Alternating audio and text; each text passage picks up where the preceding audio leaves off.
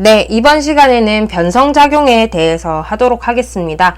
자, 변성은요, 접촉 변성이 있고, 그 다음에 광역 변성으로 나누어집니다. 자, 접촉 변성과 광역 변성의 차이점이라고 얘기를 한다면요, 얘는 방향성이 없고요, 얘는 방향성이 있습니다. 방향성이 있기 위해서는 무엇이 있어야 된다? 바로, 네, 광역적인 온도와 압력이 있어야 됩니다. 바로 넓은 범위에서. 굉장히 넓은 범위에서 온도와 압력이 가해져야 되고요. 그래서 방향성을 가지게 됩니다. 그래서 접촉 변성작용 같은 경우에는 바로 관입할 때 많이 발생을 하고요. 관입 시에 발생을 하고 어느 구역이냐면 마그마 접촉부를 바로 접촉 변성받았다 라고 얘기를 합니다. 그래서 마그마 접촉부에서 일어나기 때문에 마그마가 관입하면 그 주변 부분이 약간 타게 되거든요. 왜냐면 이쪽은 퇴적물 25도에서 뭐 이렇게 될 거고 마그마는 못해도 600도, 700도 넘죠. 네, 그래서 마그마 접촉부의 부분이 변형되게 되는데 이때 조직이 두 가지로 나눠집니다. 바로 홈펠스 조직이라는 게 있고요. 그 다음에 입상 변정질 조직입니다. 이때 홈펠스 조직은요, 여러분들이 지질학을 전공을 하시면 굽혔다 라고 얘기를 해요. 말 그대로 뜨거운 것 때문에 굽혔다 라고 얘기를 하는데 진짜 망치로 해머로 쳐보면은 텅텅 하는 소리가 납니다. 그래서 이거를 조금 더 굽혔다 대신에 과학적인 용어로 표현하자면요, 치밀하고 균질해집니다. 네, 소리가 그 다음에 굽힌 것 같은 소리가 나거든요. 그래서 예시를 보게 되면요, 네, 셰일이 있는데 우리 진흙이죠. 네, 셰일이 접촉 변성 홈펠스화 작용을 받으면은 바로 홈펠스가 됩니다. 네, 이게 바로 홈펠스 조직이고요. 네, 그 다음에 입상 변정질 같은 경우에는요, 변합니다. 네, 어떻게 변하냐면 광물이 온도와 압력에 의해서 광물이 재결정화됩니다. 온도에 의해서 재결정화가 되고요. 재결정화되면서 커집니다. 네, 커지면서 입상 변정질 조직이라고 얘기를 합니다. 네, 이때 예시를 보면요, 사암이 있고요. 그 다음에 석회암이 대표적으로 나오게 됩니다. 이때 사암이 접촉 변성 작용을 받으면 규암, 쿼츠아이트가 쿼츠 맞죠? 쿼츠아이트. 네, 쿼츠아이트가 되고요. 그 다음에 석회암 같은 경우에는 대리암이 되게 되죠. 네, 여기까지고요. 그 다음에 광역 변성 작용을 보게 되면 방향성을 가지기 때문에 어떤 조직이 나오냐면 바로 염리라는 게 나오게 됩니다. foliation이라고 얘기를 하고요. 층리랑은 다릅니다. 아셨죠? 퇴적암에서 나오는 층리랑은 다릅니다.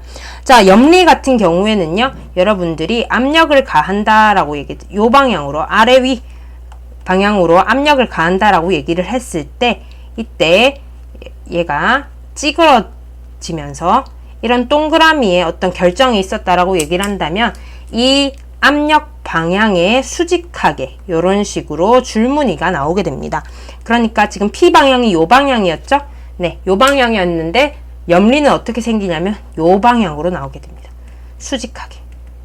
네, 수직하게 방향이 나오게 되고요. 염리의 이 줄무늬 정도에 따라서 편리, 그 다음에 편마로 나뉘게 됩니다. 네, 그래서 편리를 가지고 있는 게 바로 편암이고요. 편마 구조를 가지고 있는 게 바로 편마암이 됩니다. 자, 그런데 편암하고 편마암의 차이는 간단합니다. 네, 두께차인데, 줄무늬의 두께차인데요. 편암 같은 경우에는 그냥 광물이 납작하게만 눌려져 있다 생각하시면은 편마암 같은 경우에는 두꺼운 줄무늬를 가지게 됩니다. 그래서 자, 광역 변성작용의 예시를 보게 되면요, 네, 셰일, 그 다음에 셰일이 광역 변성 작용 받으면 바로 전파남이 되는데, 이거는 슬레이트라고 하는, 여러분들 아마 코스터 같은 데 보면 슬레이트라고 있을 텐데 이런 전파남으로 가고요. 그 다음에 천매암, 이거 외워주셔야 돼요. 셰일, 전파남, 천매암, 편암, 그 다음에 편마암 순서대로 해서 변성작용을 받게 됩니다. 그러면 이제 우리 컴퓨터 그림을 보면서 우리 PT 구조, 네, 온도랑 압력에 따른 요 그래프 한번 보고 마무리 짓도록 하겠습니다. 네, 변성에서 이제 변성 상도표 부분입니다. 변성 상도표 부분인데 여러분들은 문제가 이런 식으로 1번 그래프로 나올 수도 있고 2번 그래프로 나올 수도 있습니다. 그 말이 무슨 말이냐면 우리 시작점 볼까요? 자, 시작점은 여기가 보면은 압력, 그 다음에 온도인데 깊이 보시면 이쪽이 0이죠. 그러니까 여기가 깊이가 0인 겁니다. 그래서 삐뚤었네. 너무 삐뚤었네요. 그죠? 그래서 위로 올라갈수록 깊이가 증가하는 이런 그래프가 될 수가 있고요. 우리 책에서 나오는 그래프는 어디냐 하면 depth, 그러니까 깊이가 여기에 있습니다. 그러니까 지금 얘를 뒤집은 거죠. 하지만 뒤집어 놨다고 해서 여러분들이 선생님 설마 문제를 못 풀까요? 문제 못 푸는 친구들 많습니다. 그래서 제가 두 가지를 다 얘기를 해준 거예요. 자, 보면 자, 하나 우리 교과서에 나오는 것부터 한번 볼까요? 자, 여기 보면은 지금 깊이고 깊이가 여기로 갈수록 깊이가 증가하고 있죠? 깊이가 증가하고요. 그 다음에 온도는요. 이쪽 오른쪽으로 갈수록 온도가 증가하는 것을 볼 수가 있습니다. 그죠? 온도. 자, 보면은 자, 깊이가 얕으면서 요쪽 부분에 위치하고 있는 지금 홈펠스라고 돼 있는 부분 있죠? 자, 홈펠스 아까 뭐였습니까? 네, 접촉 변성작용에서 나오는 홈펠스 조직의 그 홈펠스 맞습니다. 그래서 이쪽 홈펠스 부분, 요 부분이 뭐냐면 바로 네, 접촉 변성대라고 얘기를 하시면 되겠습니다. 근데 접촉 변성될 경우에는 요런 변성들, 요 구간을 따라서 이 그래프 선을 따라서 접촉 변성이 일어나고요. 자, 그러면 자, 우리 아까 섭입할 때 있죠. 서브덕션. 네, 섭입할 때를 보면은 요 형태로 갑니다. 보면 블루시스트 에클로자이트라고 나오는데 우리 아까 에클로자이트 배웠었죠? 네, 충돌의 증거였습니다. 이게 바로 보면 지금 보세요. 깊이는 엄청 증가하고 있는데 온도는 증가했다 안 했다? 거의 안 했죠. 그래서 이 부분 바로 섭입 충돌, 섭입과 관련된 부분인데요. 자, 이런 가파른 그래프를 보일 때 저온과 고압의 그래프를 보일 때가 바로 섭입 환경입니다. 섭입 환경일 때고요. 우리 보통의 지온 그래프 같은 경우에는 네, 여기 2번 있죠. 보통의 지온 그래프는 이렇게 노란색 형태를 보이게 됩니다. 근데 그것보다 조금 더 이렇게 나와 있는 거. 지금 초록색 부분 있죠? 이게 뭐다? 네, 광역 변성입니다. 자, 초록색 한번 볼까요? 슬레이트. 이거 전파남이거든요. 전파남.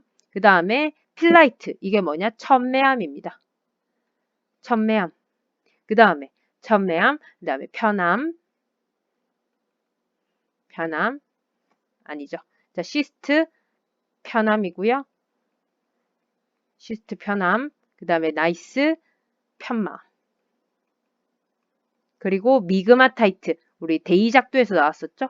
혼성암.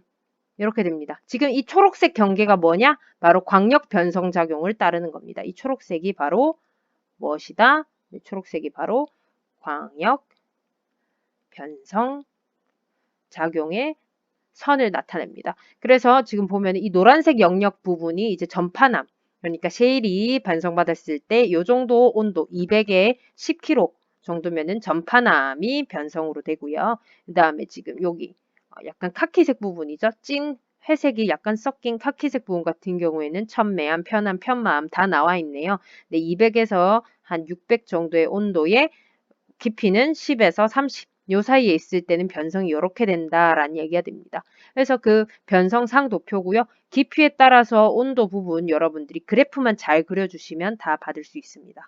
그래서 요약을 하자면 자, 요 부분 첫 번째 부분은 접촉